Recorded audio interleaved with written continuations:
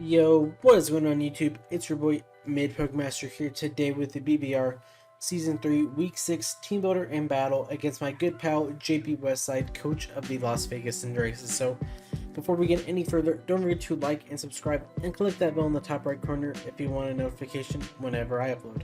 Around 70% of the people that watch my videos are not subscribed, so please make sure to subscribe. It shows that, just so much support on the channel, and you guys have shown so much support for this BBR season and all the other leagues I've been in, so make sure to keep continuing it because it just shows me you want to see more content from me. So JB is literally one of the nicest dudes I've ever met. He's, he recently hit 300 subs like last month, and he's just been growing a lot over this past year.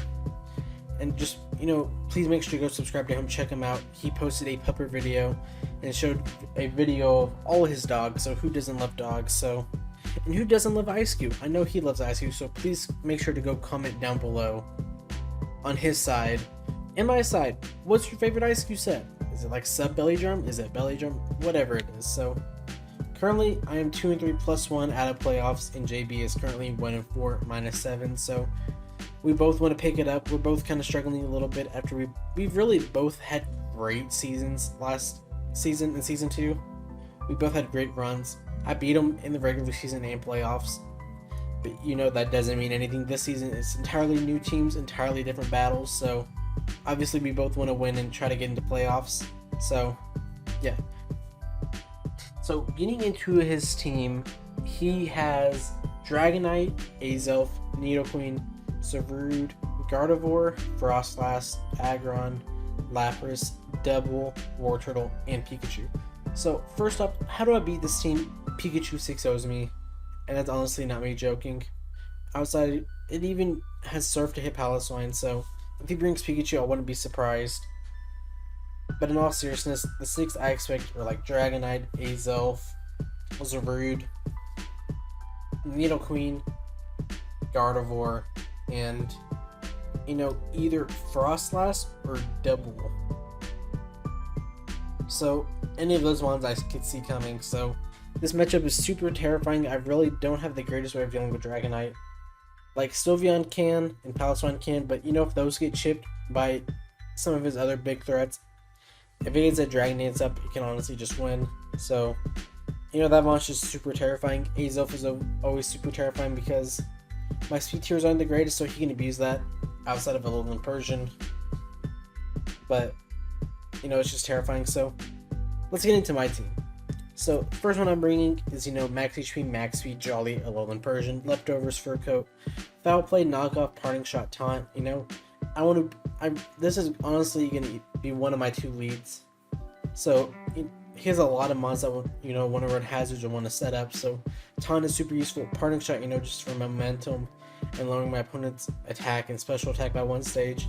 And then knockoff is just really useful here because he has a lot of mons that really rely on their items being like Dragonite with heavy duty boots, whatever item Azel's running, resist berry, Nidoqueen, or life orb on it, and so on. So I really just want to be able to knock off items, as I said, because his team's super reliant on it. And then foul play if he's like DD Dragonite, and that's really about it. I didn't need another move. The foul play was super useful here. Next up, I'm Banded, Melmetal, Double Iron Bash, Ice Punch, Earthquake, Brick Break. Hits basically everything for at least super effective damage, or at least neutral, outside of Wartortle, which I don't expect to come. But like his Double Iron Bash switch-ins just really aren't there outside of Aggron. But that honestly still doesn't appreciate them, especially when I can Earthquake, and most of my team has ways to hit it super effectively to whittle it down in range of 2 Double Iron Bashes. So this one can just put in the absolute finest of work of just wall breaking his team, because he really just doesn't have a switch in outside of Aggron to Double Iron Bash. I mean, he could bring up like Bulk Up Zerd, but even then, it still just doesn't appreciate Double Iron Bashes. Next up, I have the Sylveon set that Liv brought against me, except just different spread in BBL. Calm Mind, Wish, Hyper Voice, Side Shock, Kebby Berry, Max Fizdef. This is a Sylveon set that can beat Nidoqueen if I get +1 special attack, +1 Spidef with a Kebby Berry. Nidoqueen just doesn't 2KO me and does not appreciate Shy Shock in the slightest. And then Hyper Voice is super spammable against this team except for Aggron. But you know, I don't know if Aggron's going to come because like it does do well against Momental and Sylveon. But literally the rest of my team can pressure it very well and it really just doesn't do much outside of that. But, you know, this mon, if I can get, you know, Nidoqueen weakened, or if I can figure out how offensive he is and Aggron is gone, this mon can just win by itself. Especially with the Kebby Berry, so Nidoqueen's not as much of a check to this thing as it normally would be. Next up, I have Focus Sash, Moxie Salamence, Dragon Dance, Dual Wing Beat, Earthquake Dragon Claw, Max Attack, Adamant, 204 Speed with a 52 in HP. This could be a great lead if I don't see the Aggron. Just because if I get to +1 attack, +1 speed, he can't kill me with anything, with any one move because of my Focus Sash. So the only ways he can really deal with this if I'm down to Sash is Extreme Speed Dragonite, Scarf Azelf, or Sucker Punch Nidoqueen or Ice Shard Frostlass, which there's no way, it's very unlikely he has any of those moves. And if he does, he's not going to have them all. So if I don't see Aggron, this can be a super free lead just because, especially at +1, nothing wants to deal with this thing. And if I start getting the Moxie boost, I can easily, you know, just start, you know, just sweeping his team. I don't know why I struggle with that. But even if I don't sweep, I can easily wall break down for, you know, potential Sylveon endgame, or Piloswine endgame that I'm not ever really playing for, but just keeps happening. So, yeah. Next up, I have Specially Defensive Piloswine with the Eviolite, Stealth Rock, Icicle Crash, Ice Shard, Earthquake. This is literally my only offensive Nidoqueen switch-in. Like, it just offensively pressures my team very well. But this one is forced to do a lot this game. It's forced to, you know, deal with Dragonite, deal with Azelf, Nidoqueen, and even Aggron to an extent. So Piloswine has a lot it needs to do this game, and I think it can do it. It's really proved this season why I love it. It's in the kill leader list. Let me pull up the public website for BBR. So BBR, let me just pull this up, but you know, get Rocks up, because if he's not boots on Dragonite, I really do want to break that, you know, I can't even think of what it's called, the multi-scale. And I'm looking at the sign now, we are currently 8th in the league at 3-3+. Never mind. I did not say that. But we are currently 8th in the league according to the website. So that's statistics. Actually, I can't say this because it's showing week 6 stats already, which is unfortunate, but nothing I can do about that. So, yeah, Piloswine is just a beast, and it's currently in top 5 kill leaders. So, maybe this mon should be banned because it's just that broken. Who knows? And then finally, we have Physically Defensive Coolfish. It's really my only check to Zarude. Like, it's a great check to it just because Scald plus Poison Jab just does a lot to this team. I can taunt the Zarude so it can't keep, you know, setting up. And, you know, Spikes is always just great to help break Sturdy on Aggron and Mons. You know, just getting Chip is always super useful for a Salamence endgame. Where if I just need a little bit of Chip, I just need that Stealth Rock plus Spike damage, it's super useful. You know, just put that Mon like a Nidoqueen in range of Salamence at +1. So I feel very confident with this team. I think we can win. JB is, you know, we're both not having a great season, but that doesn't say anything about him as a player, as, you know, everybody has an off season, and he's somebody that I've always had super good battles with. You know, he's always, even though I've won most of them, you know, between the last 2 games in BBR, that just doesn't mean anything because any battle can be different than the others, and he's just a really strong competitor, and I'm super scared for this battle because I really do not want to fall to 2 and 4. So thank you all for watching the Team Builder, and I'll see you all in the battle. We are here with the battle. So as I have probably said in the Team Builder, I am having to post-com this since my audio for my microphone did not record for whatever reason, but the in-game audio did. So, you know, I'm having to post-com. So as you can see, JB brought War Turtle, Azelf, Nidoqueen, Frostlass, Aggron, and Dragonite. So, you know, this is pretty much the team I expected. Like, I had Zarude, Gardevoir, and Double, but I could have easily seen the Frostlass and the Aggron come. Very surprised about War Turtle, but you know, that's also pretty like decently understandable because if I don't have T-Punch on my Melmetal, I don't really touch it at all. So, and I actually believe I do not have the Thunder Punch on my Melmetal. I did not, so it honestly did wall me. So, I have quite a few mons I can lead here. I can lead Persian, just do taunt and then parting shot out. I can lead Coolfish to try to spike stack, or I can lead Palace Run, maybe try to get Stealth Rocks up stacked, or I can lead Palace Run, maybe try to get Stealth Rocks up, maybe counter like the Aggron or Nidoqueen lead. So, I have quite a few leads here. I can even lead Sylveon if I don't think he's going to lead Aggron and, try to come mine up and try to wall break early on. But I do end up leading the Alolan Persian just because I love the idea of being able to taunt Mons and, being able to parting shot out on some bigger threats. Like, if the Dragonite comes in, I can always knock off, like, I feel like no matter what, the only bad matchup I had was against Nidoqueen. But being able to knock off its item, whether it be, Life Orb, Sugar Berry, is always super useful. So, we told each other, good luck, have fun. JB's the homie, so make sure to go check him out. So he does lead Frostlass, as I do lead my Alolan Persian. This is a pretty simple play for me. I honestly just get to taunt. I don't want him to be able to set up spikes, get a Will-O-Wisp. I don't know what else he could do, but it's a Frostlass that has a lot of, just status kind of moves. So as I said, I'm going to click taunt just so he can't spike stack me or, whatever he wants to do. I can freely live any hit from this unless if he's like Choice Specs Ice Beam, which I think I still do live.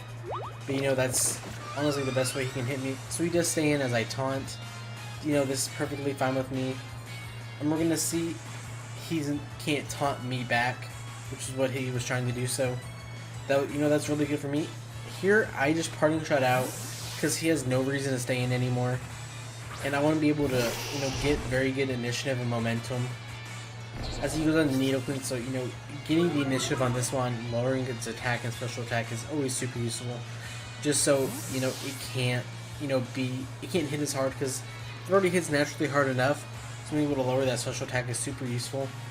I switch out into Salamence, thinking I can commence, thinking I can get a DD off on this one. And I didn't really calc it, so it turns out, at +1 I don't kill this thing, and he still has Sturdy Aggron in the back. So in the moment of the game, I realized this was a misplay. I should have gone on the Palace Run like I am now, considering, it was made to check this Nidoqueen. So I don't know why I went on to Salamence. I just got really greedy and, wanted to try to set up a win early on. So I want to go on into Palace Run. As I said, I'm pretty sure I'm like specially defensive here. Yeah, I'm max HP, max speed F, careful, so it makes total sense to go into this mon, especially when it's a minus special attack. And he goes for Ice Beam here, literally does 9. So that shows me he's not very offensive and does not have a Life Orb. So I'm just going to stay in here and I'm going to click my Stealth Rocks. I want to be able to break that Sturdy on the Aggron. If he's not Boots on his Dragonite, I won't be able to break that multi-scale, but I believe he will be Boots. But as we see, we just trade rocks here, which, is super unfortunate for me, as I do not have removal, and my Salamence is Focus Sash, so that item's completely useless. I should have just been Boots. But I switch out into Sylveon here, knowing he's not going to stay in. He has a pretty easy War Turtle switch in. And Sylveon, can freely take care of that mon. So he's, as I predicted, he's going to hard switch out and go on to Azov, which was a shock to me. But that's fine, he's going to take the Stealth Rock damage, which, getting that much damage off on certain mons is amazing. But as you see, I go into Sylveon, we both take our rocks damage. And I'm just going to, I actually don't get my leftovers back. So I'm going to switch back on my Persian. It's, just a great, pivot into this. I don't like if he clicks Dazzling Lane, good for him. There's not much else I can do. I don't want to stay in here and risk a Side Shock or like a normal gen explosion or self-destruct. Sylveon's a great win con here if I can get that Aggron weakened. So I go on to Persian, as I said, it's just a decent pivot into this mon. I do take Stealth Rock damage as he U-turns out here. Not a big surprise. That play made a lot of sense because there's no way I would ever stay in when this mon is so super useful for checking that Dragonite and beating War Turtle later on. So He's going to return out into his Wartortle here. You know, it's a great pivot. He could have gone Aggron. That's like the only other mon I could have seen him go into besides also maybe Nidoqueen. But I'm getting my leftovers here. This Wartortle is probably going to stay in and click Rapid Spin to get rid of these hazards. I can't decide if I want a Parting Shot, if I want to knock off, or even Taunt. Because he could be like a Shell Smash set. But at the end of the day, I think this Eviolite is super useful. Because it just makes it so much easier to break this mon. As he does click the Rapid Spin. So he's going to boost his speed and he's going to get rid of my rocks. So those rocks didn't end up doing a lot. But it's still super useful to have them up. Make sure that this mon and the Azav took that 12%. He does get a speed boost. So here, I click Taunt. In all honesty, I don't know why. I don't know if I was predicting like a Toxic or a Shell Smash. But I knew I could pretty freely live any hit from this mon. So now I Taunt just so he can't get any shenanigans going off. As he does click Scald. And this is actually going to do quite a bit. It's going to do like 25%. Which is a lot considering this is a Wartortle. But at this next turn, I'm going to Parting Shot out. I should have done this last turn. But this is in the past, so nothing I can do about it now. But I'm going to Parting Shot out here. I want to pivot out into my Quillfish most likely. As Quillfish hard walls this mon. We don't really touch each other, but I can at least hard wall him, make sure he can't, get Scald Burns on mons. But like that's really, scary. And Quillfish isn't the most useful here because it was really here for the Zervood. So as you see, I do go out into my Quillfish as I've been leading up to. And I'm feeling pretty comfortable in this game so far. Like, it's been kind of iffy. I've misplayed a little bit here and there. But I think this game is still very winnable if I can get Salamence or Sylveon in the positions they need to be. He clicks Scald here, and it's going to do quite a bit. He gets a crit, no burn though, which is super nice. So, I click Poison Jab here. I wanted to click my Spikes, but he's already trying. I wanted to click my Spikes, but he's already trying to Rapid Spin, and I know he's not going to be scared to click it again. So he's going to click Scald. It's not going to do as much this time because he's not going to get a crit. Still no burn. I click Poison Jab, and it's going to do quite a bit considering this is a crit. And I get the poison, so that was probably about the Haxie's turn I could have got with the Skullfish. And I feel super bad because my man JB's been getting hacked out in literally every league. And like, it just gets tiring after a while, even if it doesn't super matter. It just, drains you down. So having this Wartortle weakened now is super useful because it makes it so much easier for Melmetal to break and Salamence to break. So I'm just going to click Poison Jab again just to get the kill on this mon. As he clicks Rest, which, I didn't really think of. But, there's nothing I could have done to stop it besides Taunt the last turn. And I had no reason to do that. But, Rest is super good here. He's still insanely bulky even with no Eviolite. He only takes 30% from my Poison Jab. Which, is not a lot. So he can kind of stall me out here. I click Taunt. So in case if he's like Rest, Sleep Talk, he can't just Sleep Talk me here. So I could have at least pivoted down to another mon to try and 2KO it. But he's gonna switch out. I'm gonna switch out into Aggron here and Taunt, and I'm gonna get the taunts off, which is super useful. We've already seen not rocks on Nidoqueen, so I don't really know what kind of Aggron set he's going to be this game. I just click Scald because I should outspeed unless he has a lot of investment, and I can try to get a burn. So he actually does outspeed me, which shows me he's either Scarf or he just has a lot of investment. Doesn't kill me. But this Scald's going to pop off here. It's going to do a lot of damage. It's like 80%. I get a crit, which is super unfortunate. But he's going to pop his weakness policy. So if I did not get that taunt off on this mon, he could have set up a Rock Polish. And honestly, either one or really dented a lot on my team. So I'm just going to stay in here. I really can't switch on to anything. It's too big of a risk. But I'm going to sack off my Quillfish here, unfortunately. It's done more than enough work. It got decent damage and brought down this big threat to around 20%. So my Alolan Persian can come in and revenge it. It's my only play because I don't want to go into Salamence. And I nothing else outspeeds. So I'm just gonna go into Persian. I don't know why it took me so long. I think I was just writing this down. So as I said, I'm gonna go into Persian. I have no reason not to. I can kill this mon with foul play. My best chance of, doing some damage to this mon and killing it. Otherwise, his taunt's over this turn. So he can set up a rock polish if I don't click this foul play. So at plus, especially when he's at +2 attack and is not very bulky, this foul play should kill, and it does. So that is a huge threat out of the way. I honestly think it would have won. It would have just came down to whatever coverage moves he had. I think Palisade could have lived a heavy slam at +2 he had, but that doesn't make it any less scary. But now that Aggron is gone, so he still has Dragonite, Azelf, Nidoqueen. So he basically has everything but Aggron. He's going to go into Azelf, and I'm just going to stay in, I believe. Because if he's not Scarf, I can just knock off. If I win the speed tie, that's super amazing for me. I think Foul Play, considering that U-turn did a lot of damage, so he could be physically offensive, but he clicks Fire Blast here, predicting the elemental switch in Palisade. But he does outspeed me and kills me, so Persian's gone. That's super scary because now he can kind of spam psychic moves. That really does make me believe he is Troy Scarf. I don't know what other kind of set he would bring. Like, if he was Sash, I would have just clicked Dazzling Gleam there, but he just, clicked Fire Blast because he knows he had to lock into something there that could hit Metal and Palisade. So I'm just going to set up a Dragon Dance. I'm at a position where I'm trying to, either sweep or clean. Sweep or, break down this team for a Sylveon endgame. One of his 2 resists for Sylveon are now dead.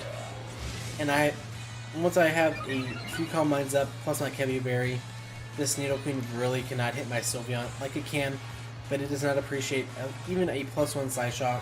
So I'm currently at +1 attack, +1 speed. And I'm going to set up another Dragon Dance. I was calcing here. Icebeam has a very low chance, if a chance at all, depending on his investment, to kill me. And I need to get to +2/+2. So I can outspeed a Scarf Azelf, and I can break the Nidoqueen. So he does go on to Frostlass. I don't know what he was predicting. But I'm going to take it here. I'm going to go to +2/+2. And at this one, I'm looking very good.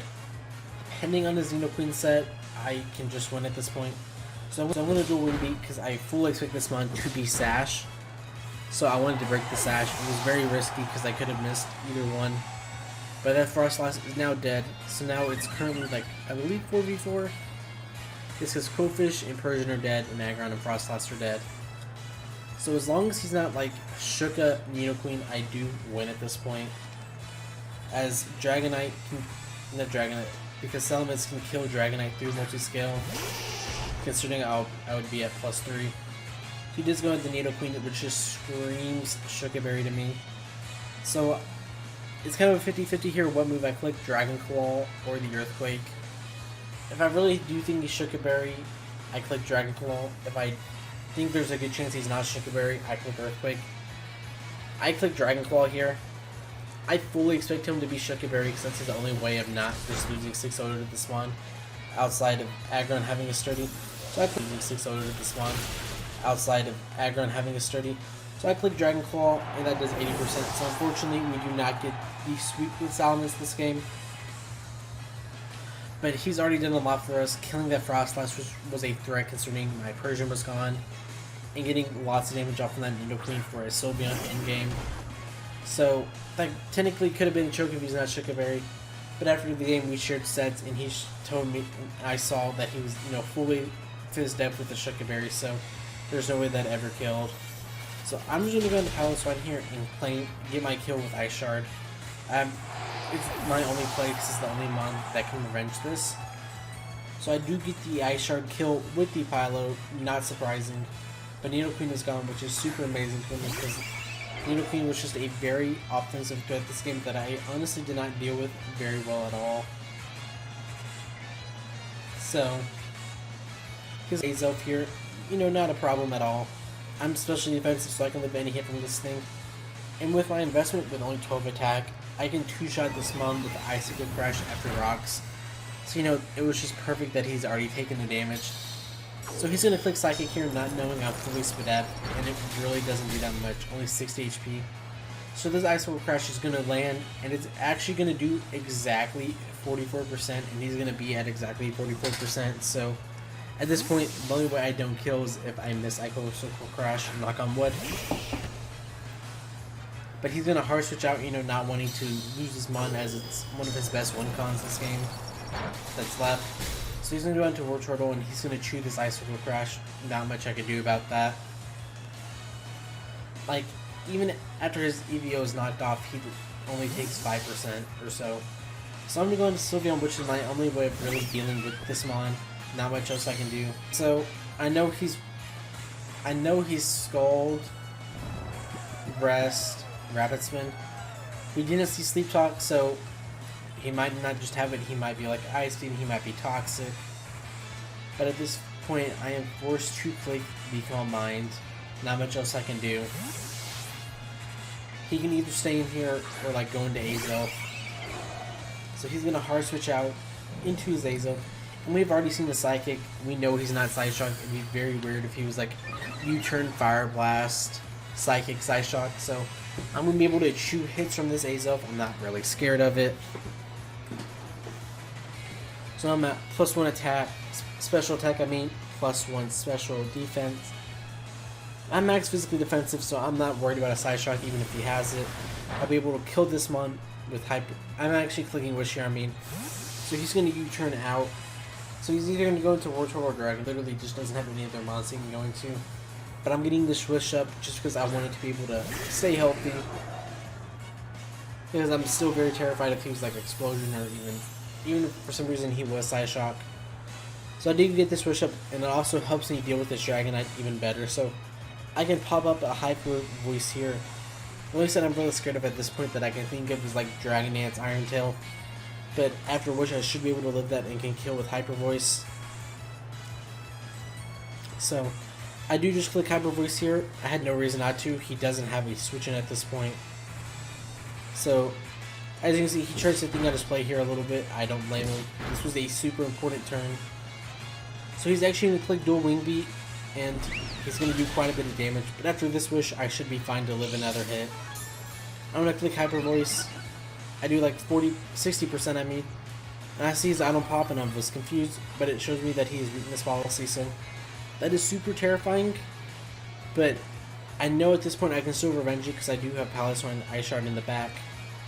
But at this point, I make a very bad misplay that actually somehow works out for me. I stay in and click Hyper Voice, not wanting this one to, I don't know.